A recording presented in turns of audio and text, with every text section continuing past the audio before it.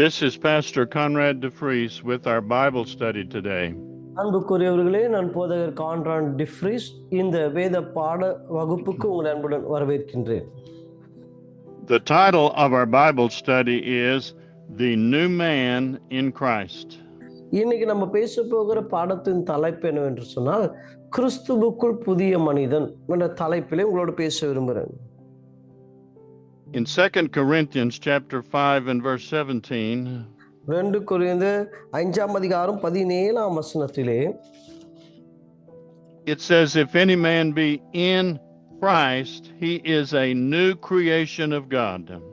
ஒருவன் கிறிஸ்துவுக்குள் இருந்தால் அவன் புதிய சிருஷ்டியாய் இருக்கின்றான் என்று வாசிக்கின்றோம். God is not improving or making the old man better. He is putting a brand new spirit in you. அவர் ஒரு பழையதை புதிதாக்குவதல்ல, அவனுக்குள் ஒரு புதிய ஒரு ஆவியை தேவன் கட்டளையிடுகிறார். A born again person has a new spirit.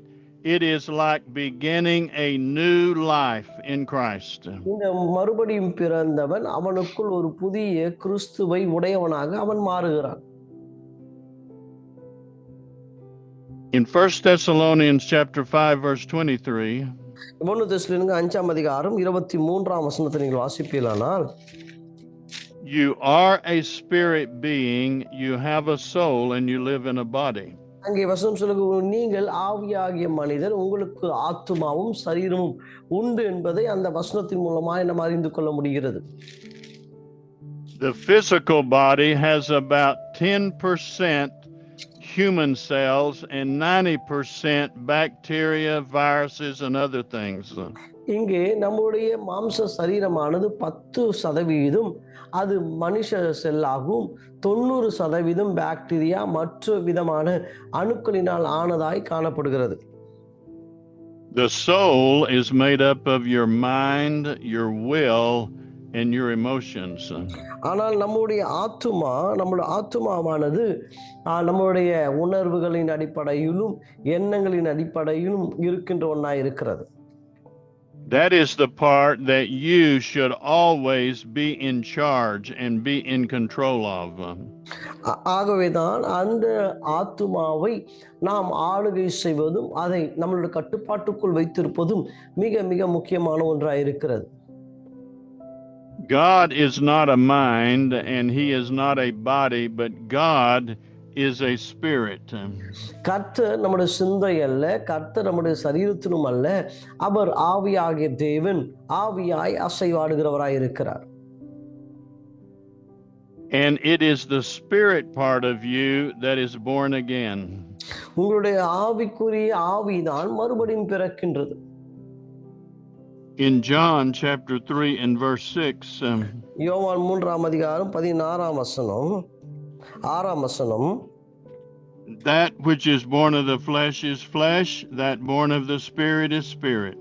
அங்க வசனம் படி சொல்ல, மாம்சத்தினால் பிறப்பது மாம்சமாய் இருக்கும், ஆவியினால் பிறப்பது ஆவியாய் இருக்கும் என்று வாசிக்கின்றோம். In Hebrews chapter 12 verse 9, எபிரேயர் 12ஆம் அதிகாரம் 9ஆம் வசனம், it says God is the father of spirits. ஆண்டவர் பிதாக்களின் தகப்பன் என்று சொல்லி அங்கு நம்மால் வாசிக்க முடியும். You have natural parents that are father of your natural body. உங்களுடைய மாம்ச சரீரத்திற்கு தகப்பனாய் இருக்கிறவர், அவர் மாம்சத்துக்குரியவராய் இருக்கிறார். But God is the father of your born again spirit. ஆனால் உங்களுடைய மறுபடி பிறந்த அந்த ஆவிக்கு இயேசுவே, பிதாவாகிய தேவனே அவர் தகப்பனாய் இருக்கின்றார். In John chapter 4 and verse 24, யோவான் 4ஆம் அதிகாரம் 24ஆம் வசனத்தை வாசிப்போமானால், it says God is a spirit. அங்க வசனம் சொல்லுகிறது, கர்த்தர் ஆவியாய் இருக்கின்றார். So in your body you receive the characteristics like your parents. உங்களுடைய சரீரத்திலே உங்களுடைய பெற்றோருடைய குணங்கள், அவருடைய சுபாவங்கள் எப்படி இருக்கிறதோ அப்படியே உங்களுடைய சரீரத்திலே அவைகள் காணப்படும். But when you are born again in your spirit, you receive the divine nature of God into your heart. ஆனால் அதே வண்ணமாக தான் நீங்கள் ஆவியிலே மறுபடி பிறக்கும் பொழுது ஆவிக்குரிய தேவனுடைய குணங்களும் சுபாவங்களும் உங்கள் ஆவியிலே அவைகள் கடந்து வருகிறதாய் காணப்படுகிறது. You are a brand new being with a new life in your spirit at the time of the new birth. நீங்க மறுபடியும் பிறந்த நிமிடத்திலே ஒரு புதிய ஆவி உடையவனாக புதிய ஆவி உடையவனாக நீங்கள் மாற்றப்படுகிறீர்கள். You have the God kind of faith in your spirit. உங்களுக்கு தேவ விதமான விசுவாசம் உங்கள் ஆவியிலே கடந்து வருகிறது. You have the God kind of love in your spirit. தேவ விதமான அன்பு உங்க ஆவியில் கடந்து வருகின்றது. The Bible wants us to grow in the very image of God, of Christ, in our spirit being. இன்னைக்கு தேவன் நம்முடைய ஆவியிலே அவர் அல்லது தேவ ஆவிக்குரிய வாழ்க்கையிலே நாம் வளர வேண்டும் என்று தேவன் எதிர்பார்க்கின்றார். In 1 Corinthians chapter 3 verse 16, 1 கொரிந்தியர் 3ஆம் அதிகாரம் 16ஆம் வசனத்தை நீங்கள் வாசிப்பீர்களானால் it says, "You are the temple of God and the Holy Spirit dwells in your spirit." அங்க வசனம் தெளிவாய் சொல்லுகிறது, நீங்கள் தேவனுடைய ஆலயமாய் இருக்கிறீர்கள் என்றும் தேவனுடைய ஆவி உங்களில் வாசமாய் இருக்கிறது என்றும் அறியாதிருக்கிறீர்களா என்று வாசிக்கிறோம். 1 Corinthians chapter 6 verse 17, 1 கொரிந்தியர் 6ஆம் அதிகாரம் 17ஆம் வசனத்தை நாம் வாசிக்கும் பொழுது, "He that is joined to the Lord is one spirit." கர்த்தரோடு இசைந்து இருக்கிறவன் அவரோடு ஒரே ஆவியாய் இருக்கின்றான் என்று வாசிக்கின்றோம். When you are in Christ, you are in union with Christ. நீங்கள் கிறிஸ்துவோடு கூட இருந்தால் நீங்கள் கிறிஸ்துவோடு கூட ஒன்றாய் இருக்கிறீர்கள் என்று வேதம் சொல்லுகிறது. In the book of Ephesians chapter 6 and verse 10, எபேசியர் 6ஆம் அதிகாரம் 10ஆம் வசனத்தை நீங்கள் வாசிக்கும் பொழுது, "Be strong in the Lord and in the power of his might." அங்க வசனம் சொல்லுகிறது, என் சகோதரரே அவருடைய சத்துவத்தின் வல்லம் கர்த்தரிலும் அவருடைய சத்துவத்தின் வல்லமையிலும் பலப்படுங்கள் என்று வாசிக்கின்றோம். I'm quoting now from the Amplified Bible in that location.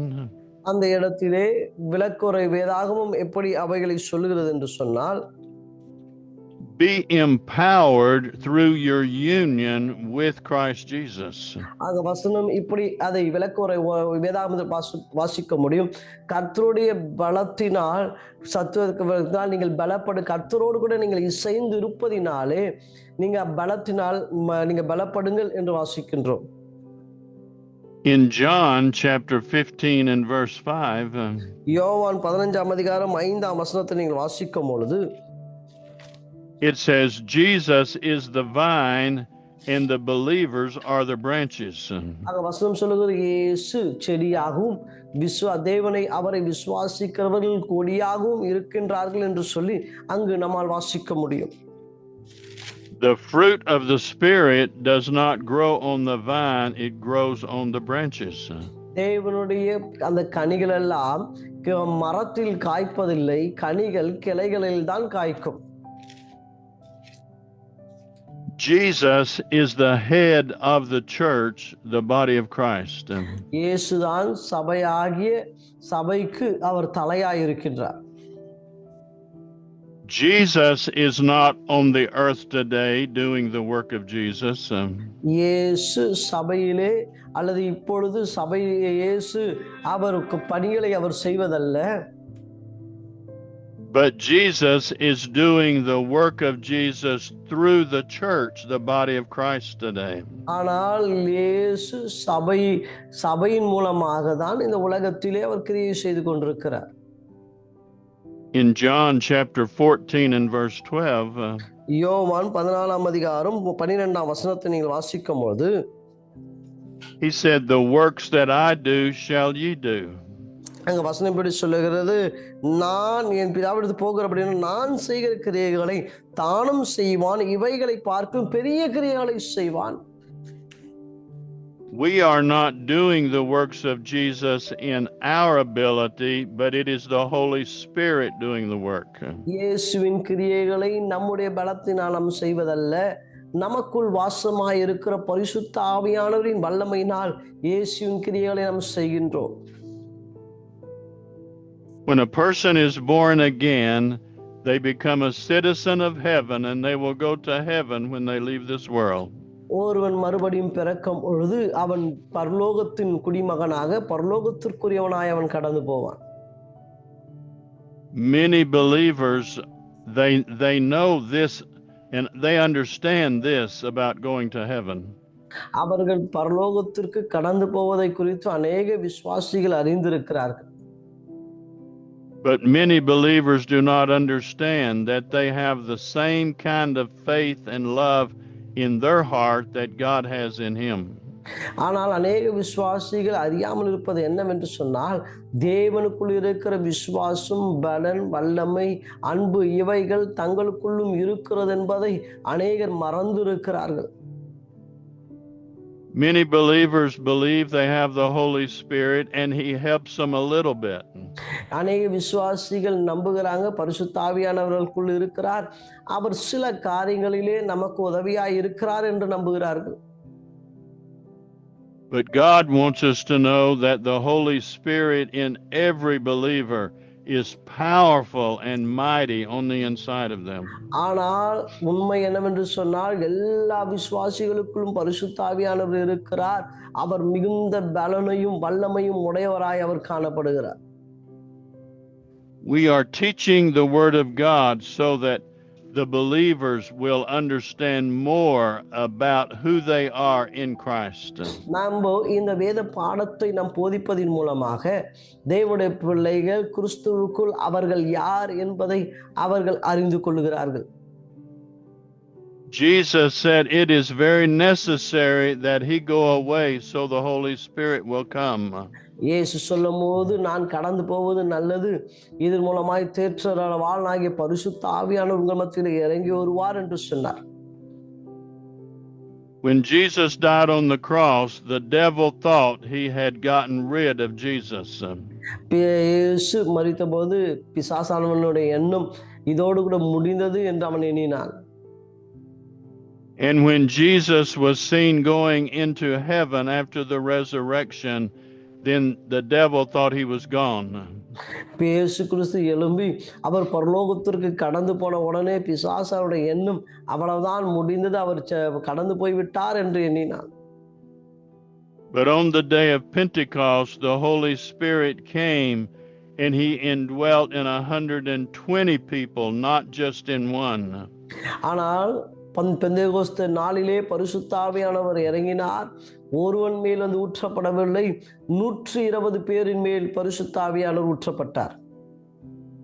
Now there are millions of born again believers that have the Holy Spirit inside of them. ஆனால் இன்றோ லட்சக்கணக்கான கோடிக்கணக்கான விசுவாசிகளுக்குள்ளே பரிசுத்த ஆவியானவர் வாசமாய் இருக்கின்றார். Now Jesus can work and do his work through millions of believers on the earth.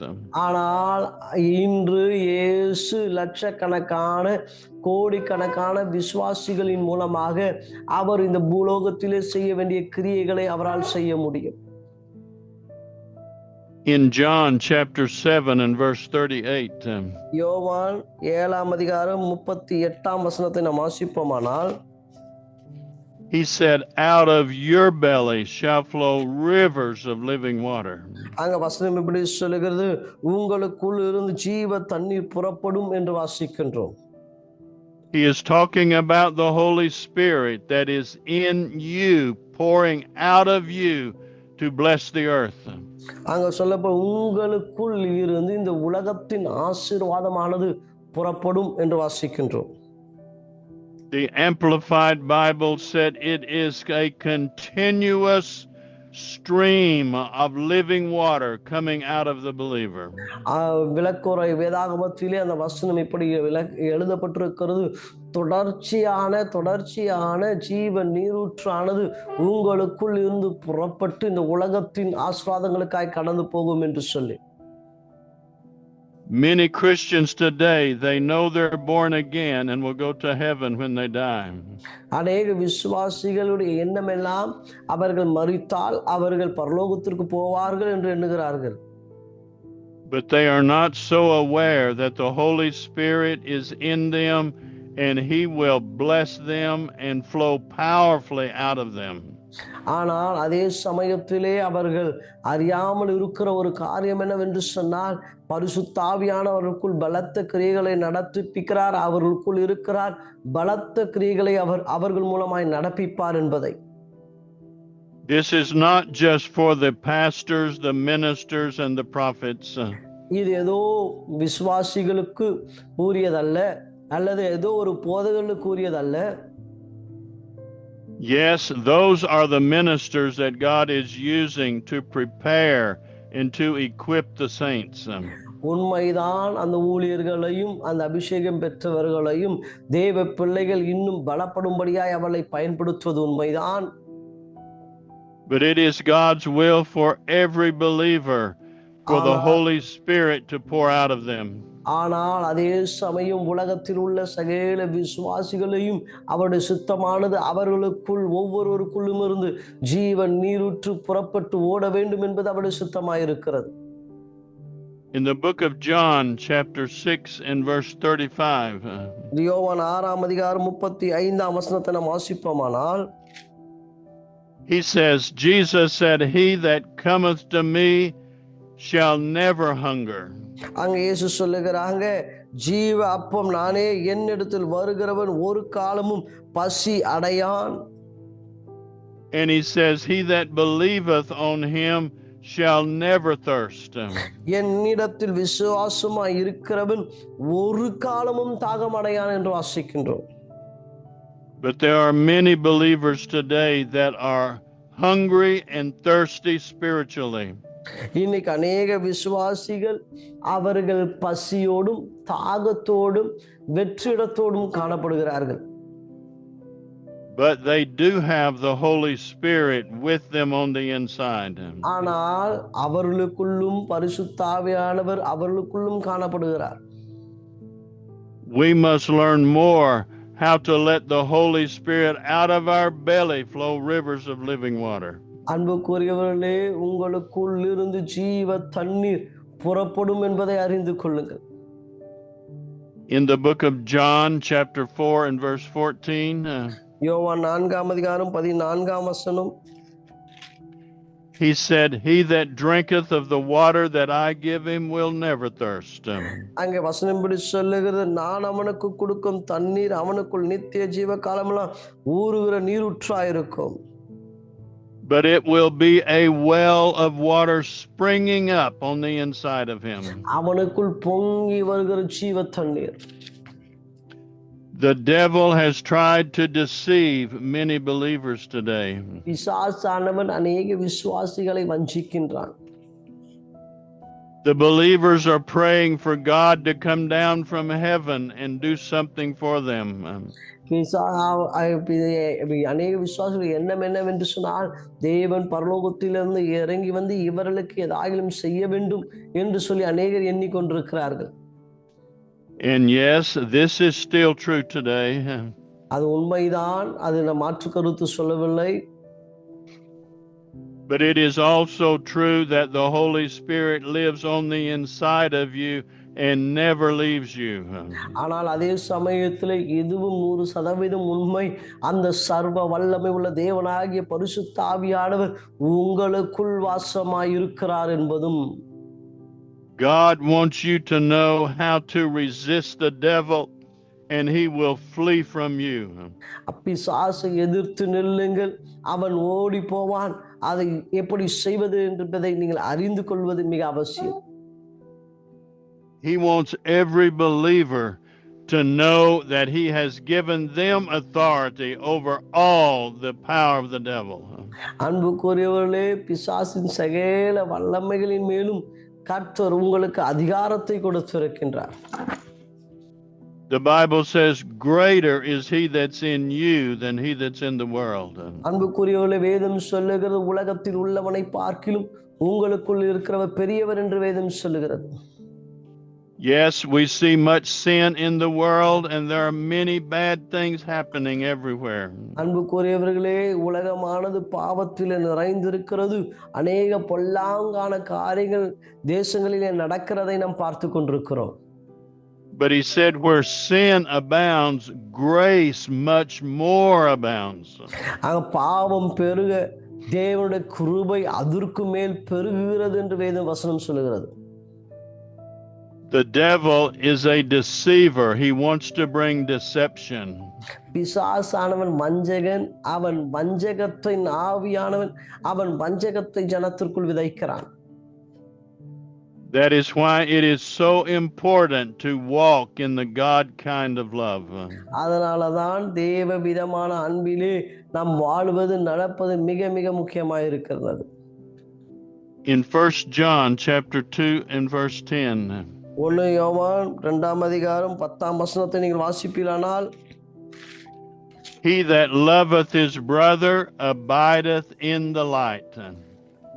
தன் சகோதரனை நேசிக்கிறவன் அன்பிலே நிலைத்திருக்கின்றான் என்று வாசிக்கின்றோம். And there is none occasion of stumbling in him. வசனம் இப்படி சொல்லுகிறது, அவன் தன் சகோதரத்தில் அன்பு கூறுகிறவன் ஒளியில் நிலை கொண்டிருக்கிறான், அவனிடத்தில் இடறல் ஒன்றும் இல்லை. We're talking about the God kind of love. இது என்ன என்று சொன்னால், தேவ விதமான அன்பை குறித்து இங்கு வேத வசனம் போதிக்கின்றது. This kind of love forgives and loves their enemy. இந்த விதமான அன்பு மன்னிக்கின்றதும் எதிரிகளை மன்னிக்கின்றதும் அது மறக்கின்றதுமாய் இருக்கிறது. This kind of love is not rude and unmannerly. இந்த விதமான அன்பு அது கோபமும் எரிச்சலும் இல்லாத ஒன்றாய் இருக்கிறது. This God kind of love is not touchy or resentful. இந்த தேவ விதமான அன்பு அது ஏதோ பார்ப்பதற்கு அழகையும் அல்லது பார்க்கிற வசீகரத்திற்குரியது அல்ல. You say, oh, that is so hard. I don't think I can do that. உன்னை இப்படி சொல்ல வேண்டும் என்றாயோ, தெய்வ விதமான அன்பு ரொம்ப கடினமான ஒன்று, அது எப்படிங்க நம்ம வாழ்க்கையில கடைபிடிக்க முடியும் என்று சொல்லக்கூடிய அளவிற்கு அது கடினமானதும் அல்ல. In Romans chapter 5 and verse 5, ரோமர் 5ஆம் அதிகாரம் 5ஆம் வசனத்திலே நீங்கள் வாசிக்கும் பொழுது, he says, the love of God is shed abroad in your heart by the Holy Spirit. தேவ அன்பினால் பரிசுத்த ஆவியானவரால் தேவ அன்பு உங்களுக்குள் நிலை கொண்டிருக்கிறது என்று நம்மால் வாசிக்க முடியும். In the book of John chapter 13 verse 34, யோவான் 13ஆம் அதிகாரம் 34ஆம் வசனத்தை நாம் வாசிக்கும் பொழுது, he says, love one another with the same kind of love that I have loved you. நான் உங்களை நேசித்த அதே வண்ணமான அன்பினால் நீங்கள் ஒருவரை ஒருவர் நேசிக்க வேண்டும் என்று அங்கு வேதம் போதிக்கின்றது. It is not possible to do these things in your human strength. நீங்க மாம்ச பலத்தினால் இதை உங்களால் செய்து முடிக்க முடியாது. But you have received the Holy Spirit who dwells inside of you and never leaves you. அந்த பரிசுத்த ஆவியானவர் உங்களுக்குள் வாசமாயிருக்கிறார். அவர் உங்களை விட்டு விலகுவதும் இல்லை, உங்களை கைவிடுவதும் இல்லை. When you forgive your enemies and those that hurt you, God the Holy Spirit will go to work to fight your battles. அன்புக்குரியவர்களே, தேவனை நீங்கள் விசுவாசிப்பீரானால் உங்களுக்குள் இருக்கிற தேவ ஆவியானவர் உங்கள் யுத்தங்களை அவர் செய்வார். When the Bible says you have a comforter, the Holy Spirit, he's with you. வேதம் சொல்லுகிறது உங்களுக்குள் தேற்றரவாளன் உண்டு, அவர் உங்களை தேற்றுகிறவராய் காணப்படுகிறார். The word comforter, it means helper, counselor, guide. Comforter என்று சொன்னால் உதவியாளவர், பாதுகாக்கிறவர், தேற்றுகிறவர் என்று பல பொருட்கள் கொள்ள முடியும். Just like the Spirit of the Lord came upon David and he slew the bear and the lion. தேவ ஆவியானவர் தாவீதின் மேல் வந்து இறங்கின பொழுது அவன் கரடியையும் சிங்கத்தையும் அவன் கொன்று போட்டதை நம்மால் வாசிக்க முடியும். And the Spirit of the Lord came on him and he killed a giant with a slingshot. தேவ ஆவியானவர் அவன் மேல் இறங்கினார். ஒரே கல்லிலே ஒரே காரியத்திலே பெரிய ஒரு ராட்சதனை அவன் கொன்று போட்டான். Many examples of the Spirit of God coming upon people and doing mighty works. அன்புக்குரியவர்களே, பெரிய காரியங்களை தேவ ஆவியானவருடைய பலனை கொண்டு தேவ பிள்ளைகள் செய்கிறதை நம்மால் பார்க்க முடியும். In the Old Testament, the Holy Spirit came upon them and then he would go back to heaven. பழைய ஏற்பாட்டின் காலத்திலே பரிசுத்த ஆவியானவர் சில நபர்களின் மேல் ஊற்றப்பட்டார். அவர்கள் கிரியை முடிந்த உடனே அவர் கடந்து போனார். But today the believer has the Holy Spirit in them and he never leaves them. ஆனால் இப்பொழுதோ பரிசுத்த ஆவியானவர் ஒவ்வொரு விசுவாசிகளுக்குள்ளும் இருக்கிறார். அவர் அவளை விட்டு போவதும் இல்லை, அவர்களை கைவிடுவதும் இல்லை. You may not always feel him in your emotions, but the Holy Spirit is always with you. அன்புக்குரியோளே, உங்க உணர்வின் அடிப்படையிலே நீங்க அவரை உணராமல் இருக்கலாம். ஆனா உண்மை என்னவென்று சொன்னால் அந்த பரிசுத்த ஆவியானவர் உங்களுக்குள் வாசமாயிருக்கின்றார். That is the same Holy Spirit that anointed Jesus to do the works of God. அன்புக்குரியவர்களே, அந்த இயேசுவுக்குள் இருந்த அதே ஆவியானவர் உங்களுக்குள்ளும் அசைவாடுகின்றார். That is the Holy Spirit that inspired all of the words of the Bible. அந்த பரிசுத்த ஆவியானவரால்தான் வேதத்தில் எழுதப்பட்டிருக்கிற எல்லா வசனங்களும் அவரினாலே எழுதப்பட்டுள்ளது. You have that same Holy Spirit on the inside of you. அதே ஆவியானவர் உங்களுக்குள் வாசமாயிருக்கின்றார். He knows everything about everything. அவர் சகலத்தையும் அறிந்திருக்கிறார். சகலும் அவர் கண்களுக்கு முன்பாக வெளியரங்கமாய் உண்டு. As you learn to speak the word of God with your mouth and believe it in your heart, he will work with you. அந்த வார்த்தைகளை உங்க இருதயத்தில் விசுவாசித்து வாயினால் நீங்கள் அறிக்கை செய்தால் அந்த ஆவியானவர் அதை அப்படியே உங்கள் வாழ்க்கையிலே செயல்படுத்துவார்.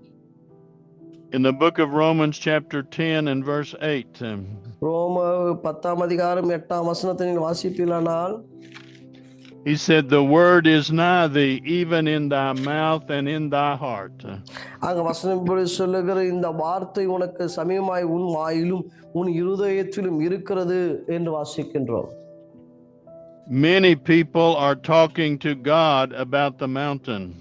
அநேக ஜனங்கள் அவர்களுக்கு முன்பாய் இருக்கிற அந்த மலையை பார்த்து கஷ்டப்பட்டு கொண்டிருக்கிறாங்க. But in the book of Mark chapter 11 and verse 23, mark 11ஆம் அதிகாரம் 23ஆம் வசனத்தை நீ வாசிப்பீர்களானால் it says, whosoever shall say to this mountain be removed. அங்கே வசனம் அழகாய் சொல்லுகிறது, யார் ஒருவன் இந்த மலையை பார்த்து பெயர்ந்து சமுத்திரத்தில் தள்ள உண்டு போ என்று சொன்னினால், you have the faith, the God kind of faith in your spirit. உங்க ஆவியிலே தேவ விதமான விசுவாசம் உங்கள் ஆவியிலே உண்டு. In the name of Jesus, God wants you to speak to the mountain to move. இயேசுவின் நாமத்திலே மலையை பார்த்து பேசும்படியான அதிகாரத்தை கர்த்தர் உங்களுக்கு கொடுத்திருக்கிறார். He says, if you will do that and not doubt in your heart, you will have what you say. நீங்க விசுவாசித்து அவைகளை பேசினா அது உங்களுக்கு உண்டாகும். But he says in verse 25, when you pray, forgive anyone that's done wrong against you. ஆனால் அதே அதிகாரத்திலே 25ஆம் வசனத்தை வாசிக்கும்போது, நீங்கள் ஜெபம் பண்ணும்போது ஒருவன் பேரில் உங்களுக்கு யாதொரு குறை உண்டாயிருக்குமானால் பரலோகத்தில் உங்கள் பிதா உங்கள் தப்பிதங்களை உங்களுக்கு மன்னிக்கிறதை போல மன்னியுங்கள் என்று வாசிக்கின்றோம். The Bible tells us that faith works by love. இங்க வேதம் சொல்லுகிற விசுவாசம் அன்பினால் கிரியை செய்கிறது என்று வேதம் சொல்லுகிறது. We must learn to walk in the God kind of love. That's where the victory is. இன்னைக்கு தேவ விதமான அன்பிலே நீங்கள் நடப்பது மிக மிக அவசியம். அதுதான் நமக்கு வெற்றியை தரும். I want you to pray this prayer after me to receive Jesus as Savior. அன்புக்குரியவர்களே, இயேசுவை நீங்கள் சொந்த இரட்சகராக ஏற்றுக்கொள்வதற்கு நான் சொல்லுகிற ஜெபத்தை எனக்கு பின்னாக நீங்கள் சொல்ல வேண்டும். I believe Jesus Christ is the Son of God. அன்புள்ள இயேசுவே, நீர் தேவனுடைய குமாரன் என்று நான் விசுவாசிக்கின்றேன். I believe he died on the cross and rose from the dead for me. ஏசப்பா, நீர் எனக்காகவே இந்த உலகத்தில் கடந்து வந்து மரித்து 3ஆம் நாளிலே உயிரோடு எழும்பினீர் என்று நான் விசுவாசிக்கின்றேன். Heavenly Father, right now I receive Jesus as my Savior. பரலோக தகப்பனே, இந்த வேளையிலே இயேசுவை என் சொந்த இரட்சகராகவும் தேவனுமாய் ஏற்றுக்கொள்கின்றேன். I ask you to forgive me of all my sins. ஆண்டவரே இயேசுவே, என்னுடைய எல்லா பாவங்களையும் எனக்கு மன்னிப்பீராக. By faith right now, I believe I am born again. இயேசுவின் மேல் இருக்க விசுவாசத்தினால் நான் ரட்சிக்கப்பட்டேன் என்று விசுவாசிக்கின்றேன். ஆமென்.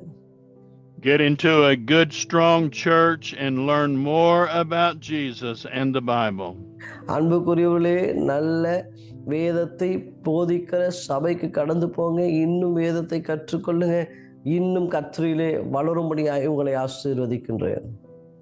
God loves you so much. He is not causing any bad things to happen to you. In Jesus' name, amen. கர்த்தர் உங்களை அதிகமாய் நேசிக்கிறார். தீமைகள் உங்களுக்கு வராதபடி அவர் உங்களை பாதுகாப்பாராக. ஆமென். Amen.